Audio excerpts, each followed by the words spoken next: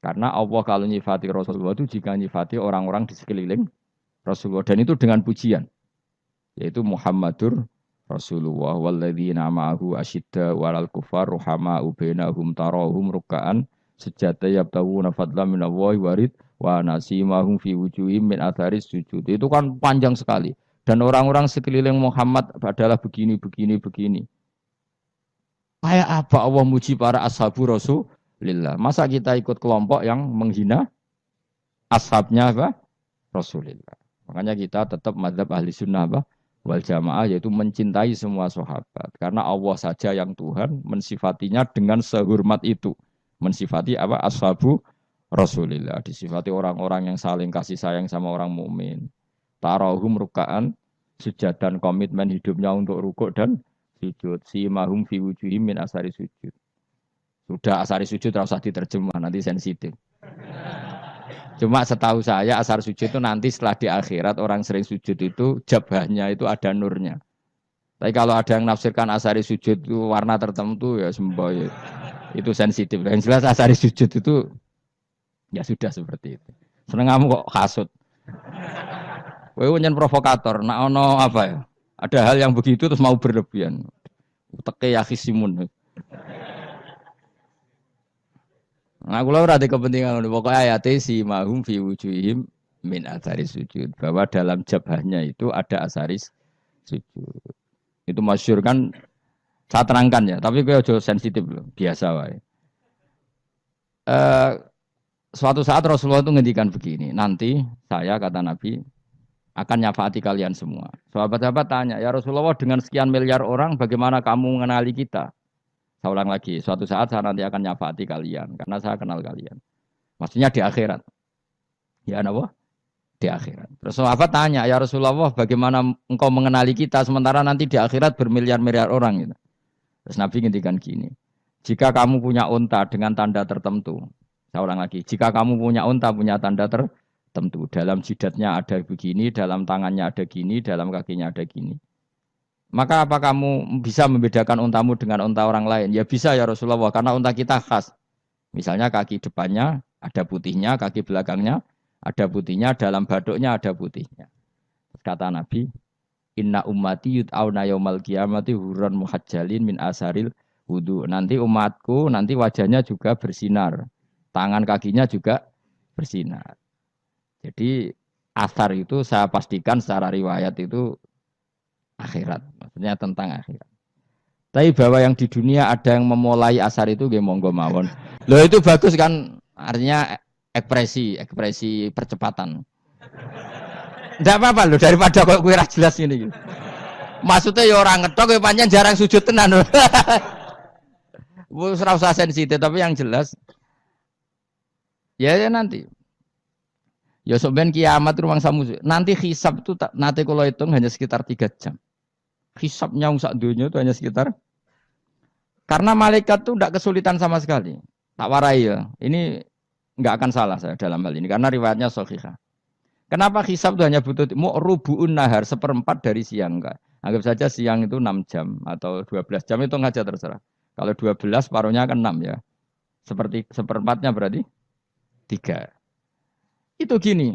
Jadi nanti di mahsyar itu kan yaumatab jadu wujuh wa taswaddu wujuh. Yaudah yang kafir itu kelap, hilang.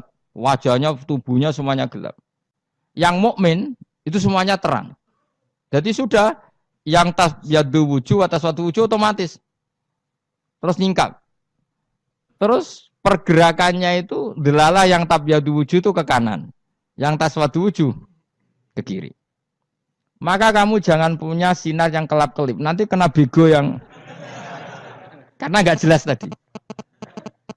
Maka kamu harus sinarnya yang sejelas-jelasnya. Ghurran muhajjalin min asaril. Bila perlu nur kamu sampai menembus langit saat itu. Makanya ketika orang mukmin sudah nurnya ada di muka, ada di tangan, masih ngendikan Rabbana atmim lana nurona karena takut masih kena bego tadi. Karena kalau hanya wudu tok, sikil tok kan bayangkan di miliaran orang kan bisa agak kelihatan. Tapi kalau nurnya sampai nembus langit kan, itu siapa kok nurnya sampai? Kan malaikat langsung tahu. Lane hafal Quran, alim kan insya Allah nurnya itu. Sama zaman itu masih berdoa, Rabbana atmim lana, sempurnakan nur kami. Karena nanti identifikasi malaikat berdasar tadi. Kalau ada nur berarti diletakkan ashabal yamin. Kalau nggak ada nur, ashabal shimal. Nah malaikat yang dibawa bigo itu kira-kira detail nggak? Dugaan saya kalau kelap-kelip pasti kena simal. Wah ini partai kiri mesti kan. Pemenang yang wudune mau dulet sirah tok sidik. Karena anat madzhab Syafi'i. Sebetulnya meskipun tuh sebaiknya kalau basuh sirah itu kabeh ben ora kelap kelip mana aneh. Mana aneh pepesah terus dulat-dulet tok. Iku soben ya itu. Kelap kelip. Ya sudah ya. Setelah itu kata ngendikane pangeran yu'raful mujrimuna bisimahum fayukhadu bin nawasi wal aqdam. Orang-orang pendosa kelihatan maka diletakkan di kiri. Nah sama yang orang-orang baik si mahum fi wujuhim min asari sujud. Jadi ayat itu jelas tentang akhirat. Tapi kira usah terus provokasi. Seneng kamu kok ya khisimun. Maksudnya provokator. Jadi nanti yang mukmin jelas nurnya. Lah nur ini nanti dengan kadar iman kamu, perilaku kamu. Ada yang kelap-kelip, ada yang. Nah, yang kelap-kelip ini orang kena bigo itu tadi. Nanti setelah kena bigo ikut ashabi simal, yang kelap-kelip disortir lagi malaikat yang bagian detail kan ada nanti. Nah, ini terus ditubir neraka. Yang kafir benar-benar neraka, yang ini ditubir neraka. Nah, itu nanti ini yang ngel-ngelo Kanjeng Nabi digoleki ya ini itu. Mana sakit Kanjeng Nabi, mana ono kiai soleh darani, nah iso soleh dhewe sakit Nabi mergo terus goleki endi umatku sing kelap-kelip terus dicari disyafaati. Ya, imma langsung dituruti Allah wa imma diumbasik ning neraka. Ya terserah rencanamu piye kon aku.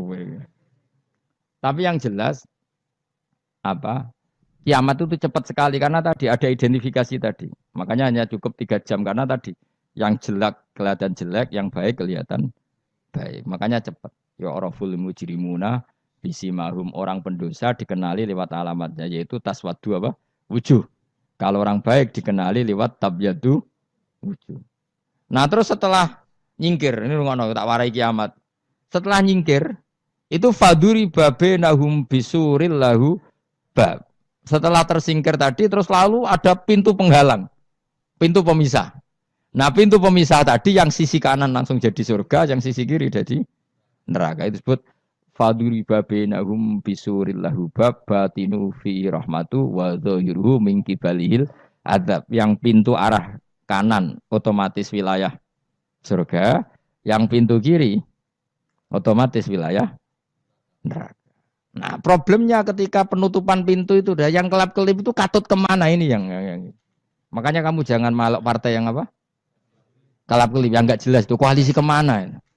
Kalau partai besar kan iso nyalon presiden, partai kecil ini kan ikut mana ini kan? Sing sak ngisore sak persen, 2% ini kan repot. Loh coba misalnya nur kamu 2%, berarti gelap kamu kan 98%. Kira-kira malaikat mengkategorikan kemana coba? Ayo jawab. Gelap. Loh kok ada semangat. Padahal itu bagian dari kamu. Kalau satu tubuh itu sinarnya hanya 2%. Kira-kira kategorinya itu partai gelap, partai terang. Kode semangat kok. Berarti kegaruk kemana? Kiri. Tapi bisa saja malaikat cara berpikir gini. Tapi kok ada cahayanya ya? Padahal kata Allah, yang bercahaya ashabul yamin. Kan nggak ada bilang cahaya terang. Bisa saja malaikat, alhamdulillah berpikir begitu. Ya nanti kita rayu saja supaya berpikir ini kan. Yang penting ada cahaya. Kan Allah tidak bilang terang apa kelap-kelip. Ya mungkin saja asal ada cahaya. Dikategorikan lahu nur. Punya apa? Nur. Tapi yang jelas saat itu pun yang sudah punya cahaya masih berdoa Rabbana atsmim lana nurona. Ya Allah saya mohon sekali nur-nur kami sempurna. Jadi ini saya bantu teman-teman yang hafid-hafid supaya tahu maknanya ya.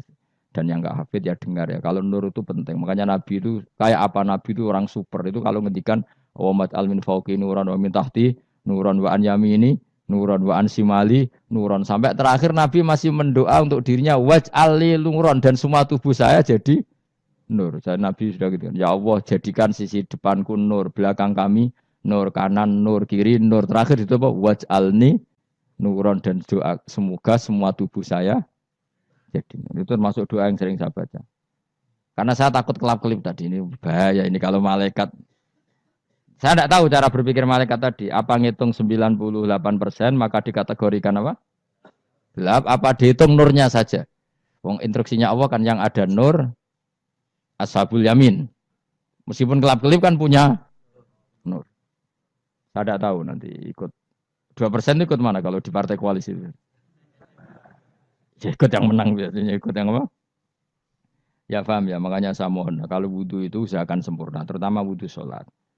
Kalau nggak wudhu sholat itu sebaiknya nggak sempurna, supaya ada bedanya wudhu sholat sama wudhu tidak sholat. Rasulullah itu masyhur gitu ya. Rasulullah itu kadang tawaddu'a wudhu'an khafifan, wudhu yang sederhana, yaitu hanya sekali-sekali dan tidak sempurna.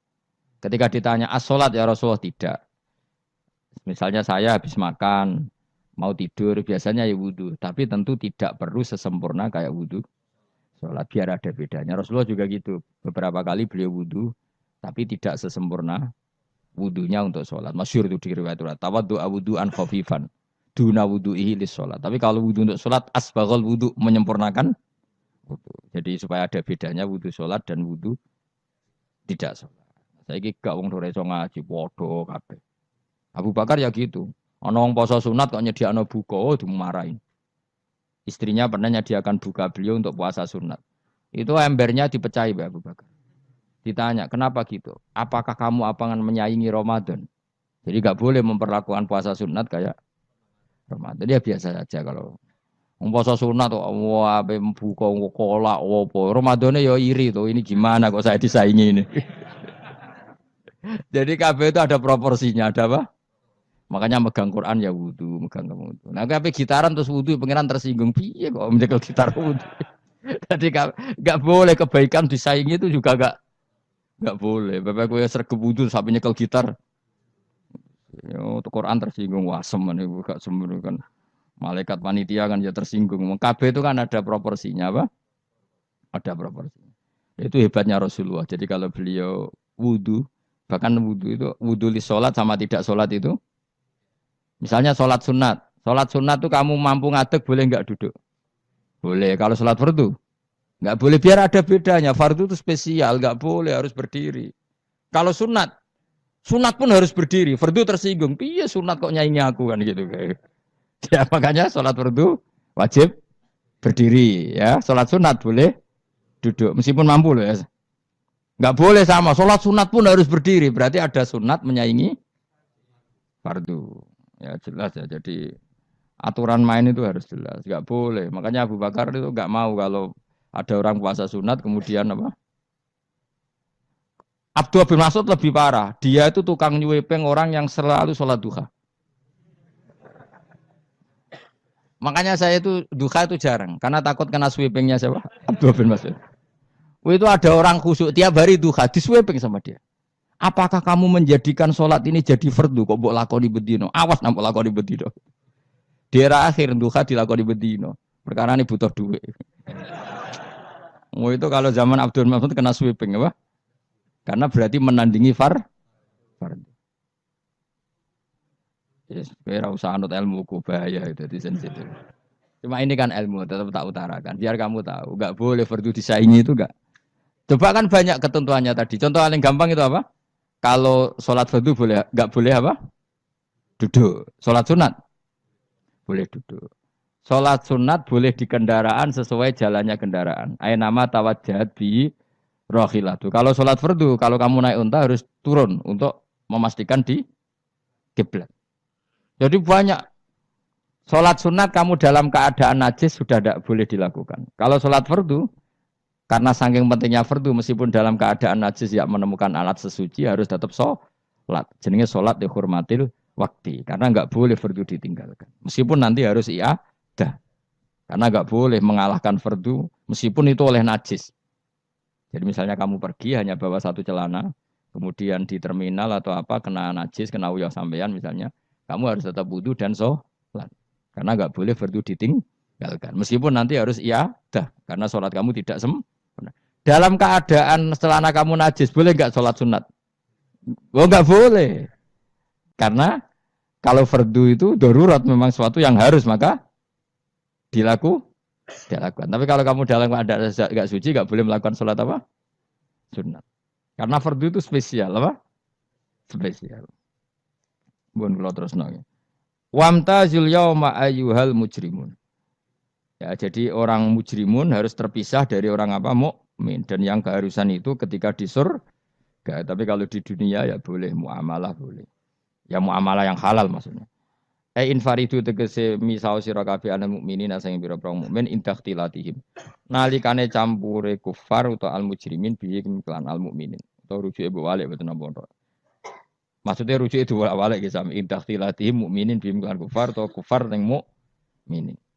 Alam ahad ilaikum ya bani Adam. Alam ahad ana ta ora merentano ingsun ilaikum maring sira kabeh.